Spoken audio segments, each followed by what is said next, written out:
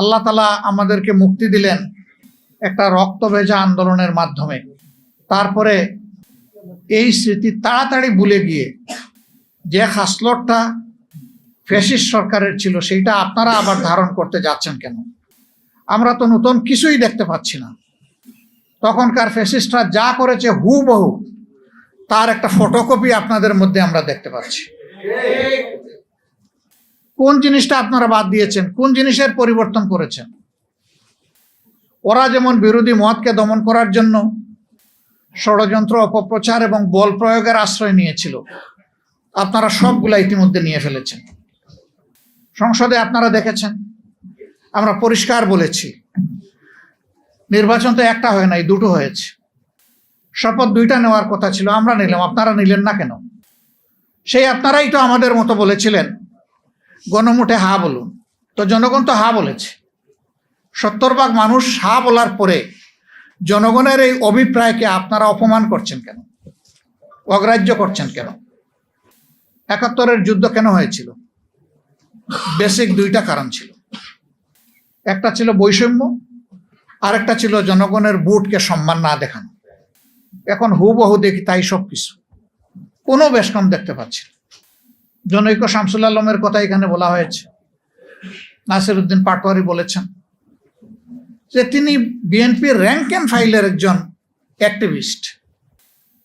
তাকে কোথায় নিয়ে বসালেন? নির্বাচন কমিশনের অতিরিক্ত সচিব হিসাবে বসালেন। 1 বছরের জন্য আপনারা চুক্তিভিত্তিক তাকে নিয়োগ দিয়েছেন। আপনাদের মতলব আপনারাই ভালো জানেন। তবে এই 1 বছরের ভিতরে গুরুত্বপূর্ণ অনেকগুলা নির্বাচন হবে। যেই লোক তার দলের জন্য জান প্রাণ দিয়ে কাজ করেছে সেই লোককে একটা নিরপেক্ষ জায়গায় আপনারা পাঠিয়ে দিলেন। শেখ হাসিনার হাতে 14 সালের নির্বাচন, 18 সালের নির্বাচন, 24 সালের নির্বাচন, নির্বাচনের জেনোসাইড হয়েছিল। 14 নির্বাচনে বলা হয় সেখানে অবুঝ নিরীহ প্রাণীরা গিয়েছিল, মানুষ ভোট দিতে যায়নি।